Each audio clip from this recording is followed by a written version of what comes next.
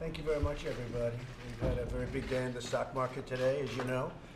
That will be 133 days where we set a new record, and that's fantastic. Our jobs numbers have come in fantastically well, really well, and we're with some of our great governors and other leaders of areas of our country that are doing incredible things. And we're talking about a lot of deregulation. We're talking about various tax cuts and various tax incentives, so they continue onward with what they're doing. But this is a meeting that was set up, and it was set up a while ago, and I think they're very happy about the fact that we have cut regulations like nobody in the history of our country. We have, in less than 3 years, we've cut more regulations than any president for their full term or terms, or in one case it's beyond 2 terms. We know who that is, Asa, right? In one case, you're a little longer than the 8. And we've cut more than any president ever, and we're going to cut a lot more. And we have we wanted to do 1 for 2, and we're going to be probably 1 for 10 or 12 by the time we finish. I think we're at about 1 for 8 right now. So we've done some things that are pretty amazing. We have a lot of military areas represented at the table, and those areas are doing very well. They're thriving too, as an example, Alaska. But they're really thriving, and our whole country is thriving. It's thriving like never before. The jobs numbers are incredible, best in 51 years. And I think soon we're going to be able to say historic. If we go a little bit lower, we'll say in the history of our country, the best job numbers. With African Americans, with Asian Americans, and Hispanic Americans, we actually have the best in the history of our country. Best job numbers, best unemployment numbers, and the best employment numbers too. There is a slight difference. More people are working today in the United States than at any time ever in our history. We're almost up to 160 million people. We've never been close. So that's something really good. I think what we'll do is we're going to go around the room quickly and say a few words about the area represented or the state represented. And I'll start off with our great Vice President, Mike Pence, and then we'll go around. Perhaps, Governor, we'll start with you. Okay?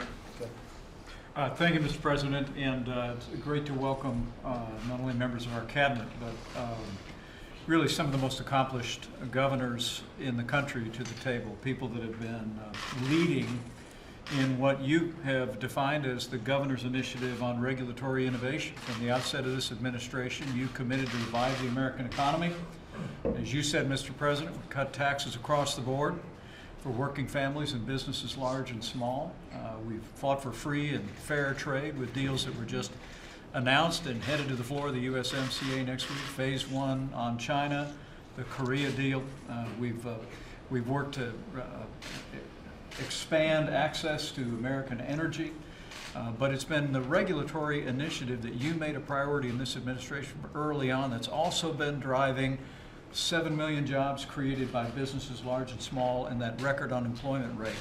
But you challenged us to work with governors around the country to make sure that states were also replicating the deregulatory effort that you initiated here at the federal level. And we have gathered here some of the real champions of regulatory relief, people that have been doing it, and the governor-elect from Mississippi, as in his role as lieutenant governor, has been a champion of regulatory reform.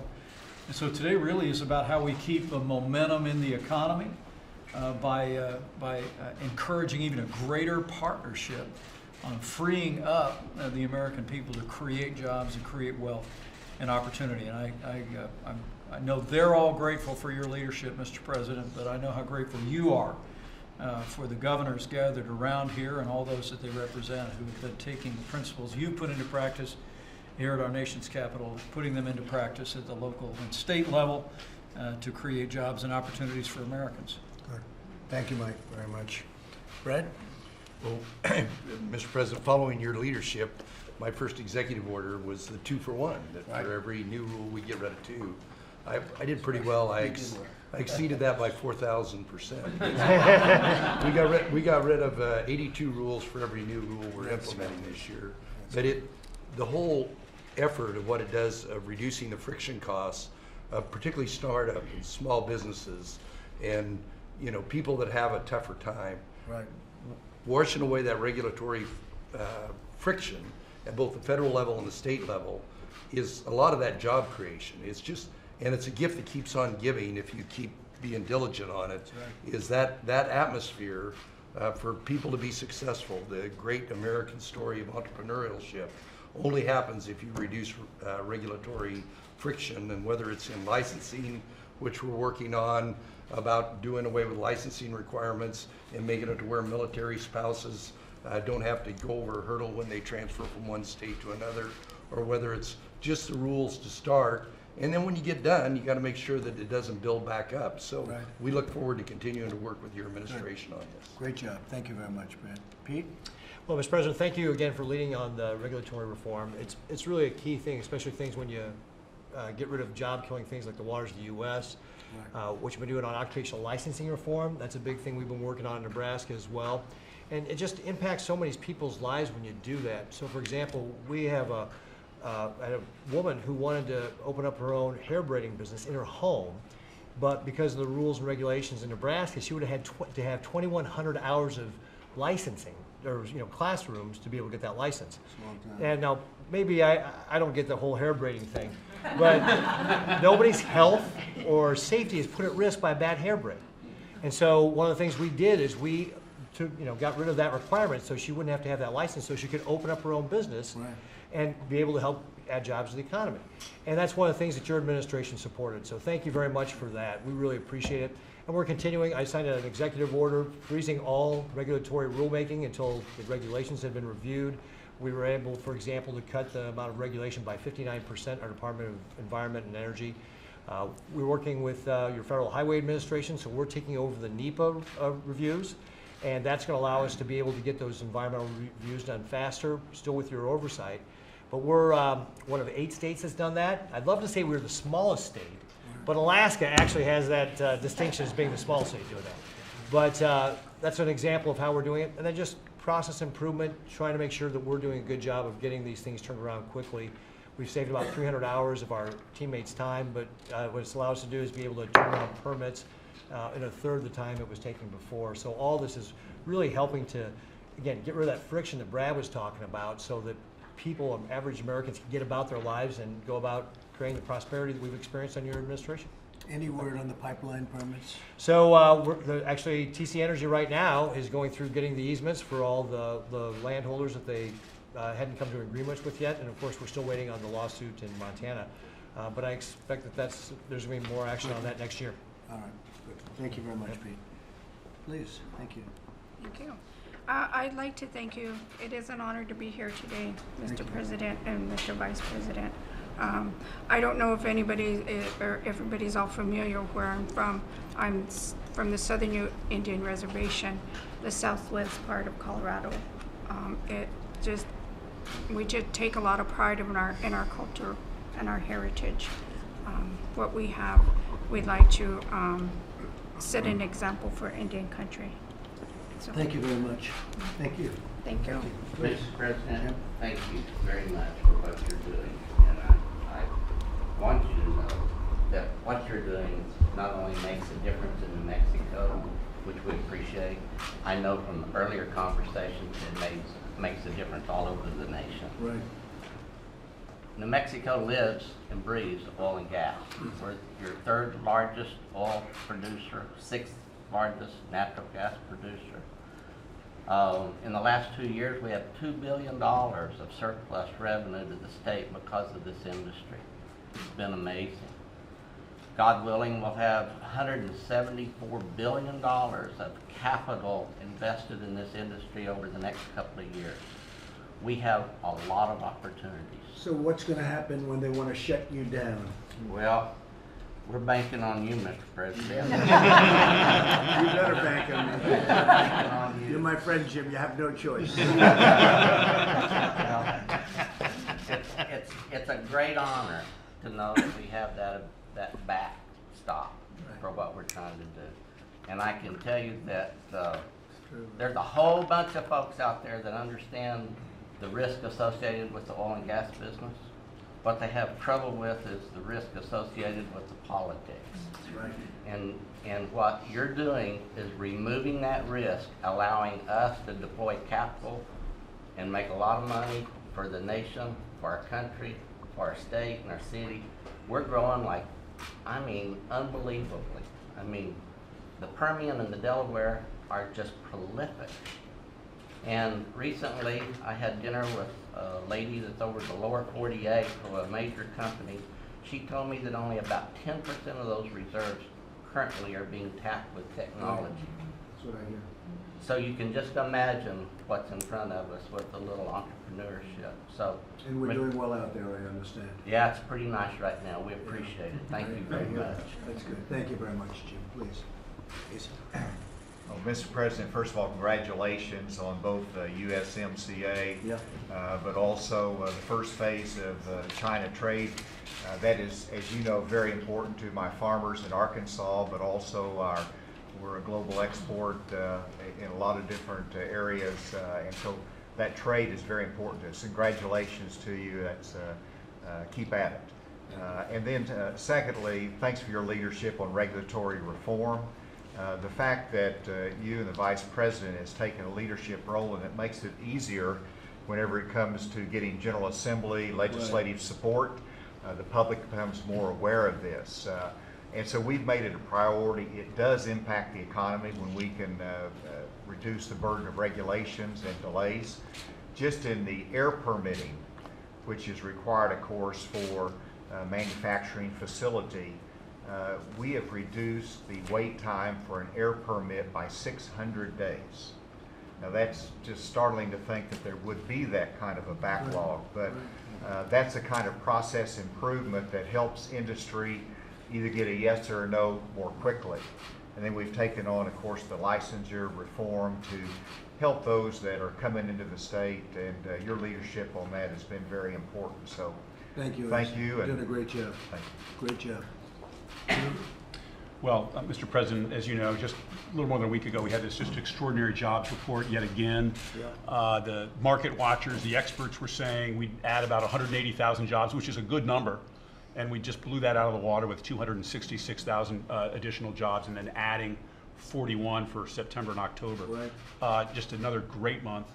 And but as the Vice President said, we have to maintain that momentum. We can't rest content with what's going on right now. We need to continue to look for ways to improve the economy. USMCA is something that you and the Vice President and others have been championing as part of that solution for a long time. But dereg is such a good issue for you and the Vice President, others to be bringing out to the states. The jobs market that we're experiencing, it didn't just come about. There are reasons for it. And deregulation, as you've led it, is one of the prime reasons. The states now can be examples of leadership as well. And as Governor Hutchinson mentioned, occupational licensing, these requirements that you have a specialized license that varies from state to state. We're very concerned about military spouses. The soldier moves from state to state, and the spouse comes along. Military spouses move from state to state 7 times as much as average Americans. So this is a real burden on them. It's a burden on their families who are already sacrificing so much. And so we've been working with the states and others, and with the Second Lady as well, and trying to address that problem. Very good. Thank you very much. And I have to say, Governor-elect Tate Reeves, we spent a couple of days with you, and Governor-elect of a wonderful state, Mississippi, and he won easily. It was a tough race. It was a tight race, and people were watching it closely, and when he won easily, they don't cover it. Why they didn't mention a thing, but that's okay. They know in your state, but you're going to do a fantastic job, and we appreciate you being here, Tate. Congratulations. That was a great race. You really ran a great one. It was pretty even, and you won by 7, and won by a lot, and we appreciate you being here. Go ahead, please. Well, thank you, Mr. President, and as a good mutual friend of ours says, these guys behind us don't ever cover airplanes that land safely. I guess.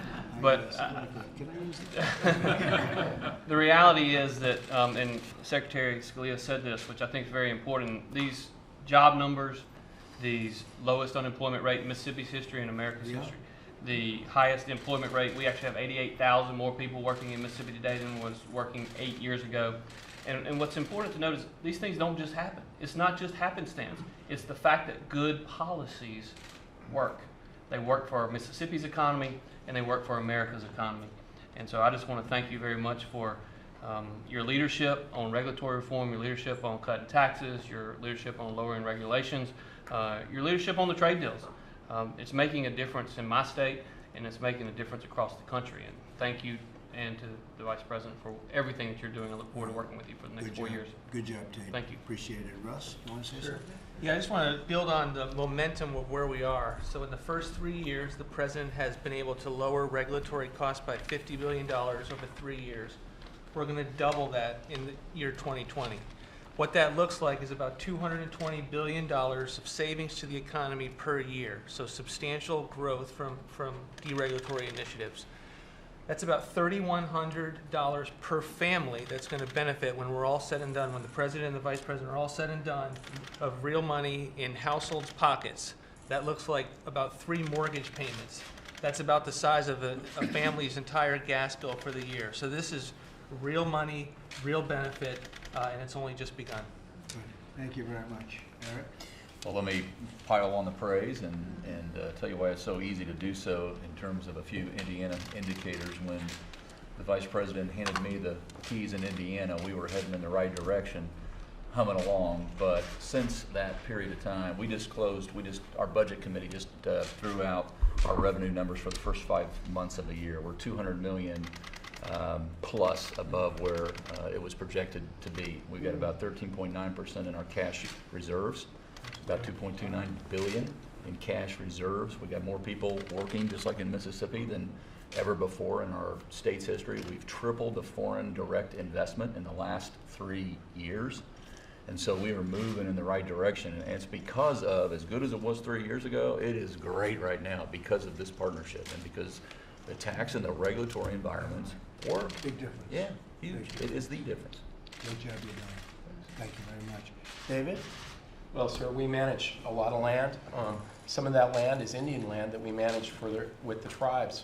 And so today, Chairman Sage and I began a process with the rulemaking that will allow them to better define how they want to have their land managed. And then we'll approve a single permit that then they can manage the land going forward. So it's really exciting. Interior has been a leader in the deregulation effort. We've issued the second most deregulatory number of regulations, and we've really pushed above our weight. Our permitting times are down, and revenue for oil and gas is nearly double from where it was when the President took over. That's great. Thank you very much, David. Please, Governor, go ahead. Mr. President, it's a pleasure to be here. I want to thank you for all the things that you're doing, because I don't think what people realize is the numbers don't lie. The numbers don't lie when you're talking about unemployment, investment, et cetera. And what you're doing for the country is obviously helping Alaska tremendously. Kind of far away, tucked up there in the north, but we now have record unemployment in Alaska. Our GDP is up now 2 quarters in a row. Personal income is up higher than it's been in 10 years. More personal wealth is being created in Alaska. I also want to do a shout out for the troops. I don't know if folks know this, but whenever the President flies over to Asia, he lands in Alaska, he refuels, but unlike some others in the past, he gets out of the plane and he goes and he meets the troops. And they talk about it all the time, all the time. And I get an opportunity to talk with the President. It's not just a BS session, but it's about what can we do to help Alaska? What's happening in your state? What do we need to work with? And I would say, Mr. President, and I'm being honest, I can't think of a president that's helped Alaska more than you have with trying to deregulate a number of the projects that we've been working on, helping us gain a leg up again to be one of the top energy producing states in the country. And I just want to thank you. And in terms of regulation, in terms of helping the military spouses, we're doing our part. We're looking at 239 different regulations to either modify or roll back in over 100 professions. We have a large indigenous population in the state of Alaska. About 15% of our people are Alaska Natives. And your work on working on missing indigenous women, your work on public safety, your work on opiates, Again, the numbers don't lie. You're doing a tremendous job, and I want to thank you on behalf of the people of Alaska, because what you're doing is helping us tremendously as well. And now logging, we did a big thing on Absolutely. logging, and we Strongest did a national very big thing on NWAR, which is potentially the biggest in the world. We'll see what it is ultimately, but it's potentially the biggest site in the world, so it'll be very interesting to see how that turns out. Thank you. Great job. Thank you very much. Anybody else? Would anybody like to say? Would you like to say something? Go ahead. Thank you, Mr. President. Thanks, Senator. First of all, I think we've heard some people say congratulations on the USMCA.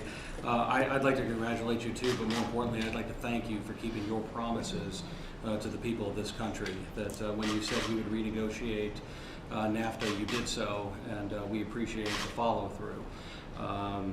Ohio is doing great right now. Our employment numbers are good. We're running a surplus as well. But we're also following your lead on regulatory reform. So in the state budget that Governor DeWine signed this past summer, we adopted the 1-in, 2-out rule. We actually passed legislation in the last week related to military spouses so that they can get reciprocity and get working quicker. And we have new legislation that was just introduced, similar to what has happened in Arizona, that would, for many areas of occupational licensure, grant reciprocity from other states. And you have a lot of car company expansions, and you're doing really good. We've had some very good news in Lordstown in the last few weeks. I know, I've been pushing it very hard. That's good. Christine?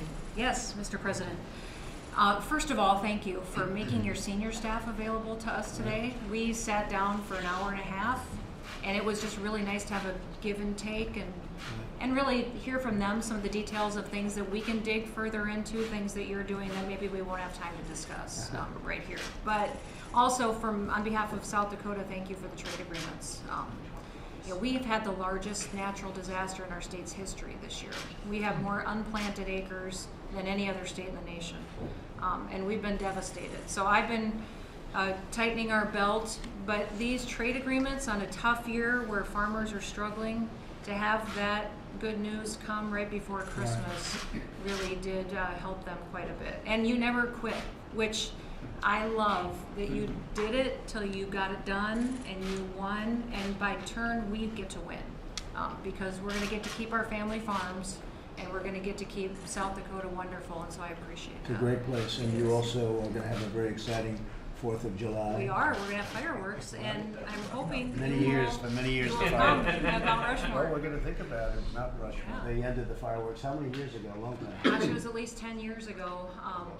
Nobody knows why, but you just couldn't have it, and now you're going to have fireworks. And the governor called, and she said, "You got to do me a favor, right?" And we worked it out, and we got it done, and you're going to have fireworks. And I appreciate what you said on the trade deals. They're incredible deals, and they're big, and every once in a while you'll hear a critic. There's never been deals like this, man. But you have some globalists, they want us to lose money. Sometimes you have a globalist get on, I watch it. Who cares about the United States? Let's lose money. I'm the opposite. When I have deficits, I don't like deficits. You have some people that don't mind deficits. I don't like factories closing and plants closing in this country, going to another country, taking our jobs. So I've never really been one to want to put up with it even. I've been watching it. It's probably one of the reasons I'm president. I've watched that for so many years, where your factories and your plants all over, whether it's Indiana or any other state. Even you, Asa, right? Every once in a while they'd close one over there, but the fact is, I would watch as they close plants. Everybody gets fired. They move to Mexico or some other place, including China. And in China, they don't move. They just buy the product. And some people are happy, but no, not me. We keep our jobs. They're moving back. The agreement's very tough. The USMCA is very, very tough. It's very hard to move economically. It makes it really prohibitive to get out. That was very important to me. But no, I'm not a globalist. I love this country, and we're going to take care of our country. The deal with China is a massive deal from a manufacturing standpoint. But the farmers, I guess, maybe will be the biggest beneficiary of all. You see that already. Yes. And China's already started to buy. I told them 4 or 5 weeks ago, it looked like we were going to get to a deal. I said, start buying now. You got to start buying now, and they did. And they were doing a lot of business with the farmers in China.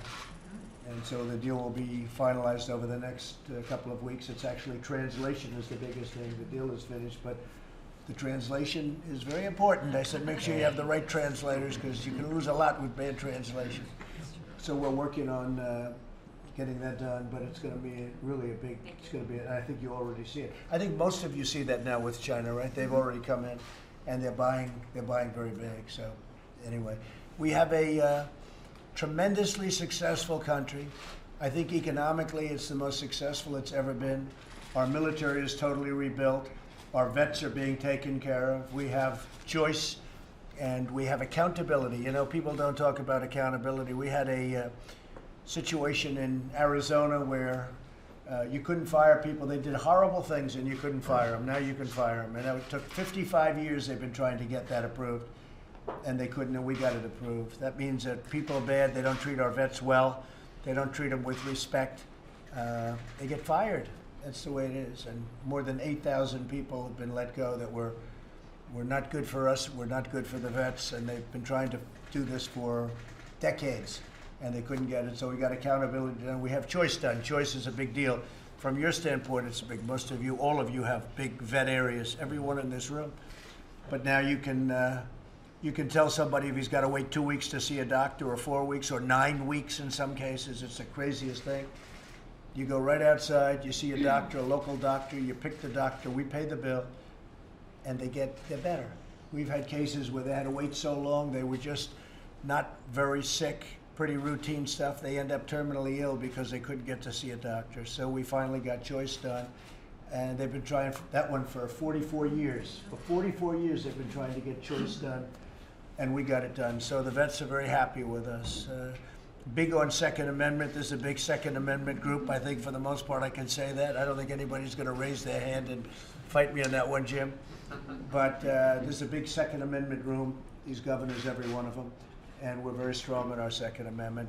So our country is doing fantastically well. Thank you all very much. Thank you very much. Are you concerned about North Korea at all right now, the developments? We're watching it. We'll see. I'd be disappointed if something would be in the works.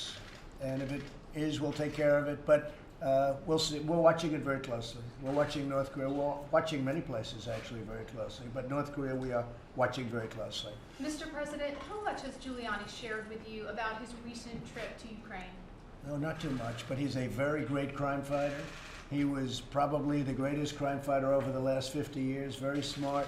He was the best mayor in the history of the city of New York. He's a great person who loves our country. And he does this out of love, believe me. He does it out of love. He sees what goes on. He sees what's happening. He sees all of the hoax that happens when they talk about impeachment hoax or the Russian collusion delusion. And he sees it, and he's a great gentleman, and he was, again, the greatest mayor in the history of New York, and probably the greatest crime fighter in the last 50 years. He knows what he's doing. Thank you very much, everybody. Thank you. Thank you. Thank you. Investigation by your Justice Department. Are you concerned about that? Thank you very much. Come on, let's go.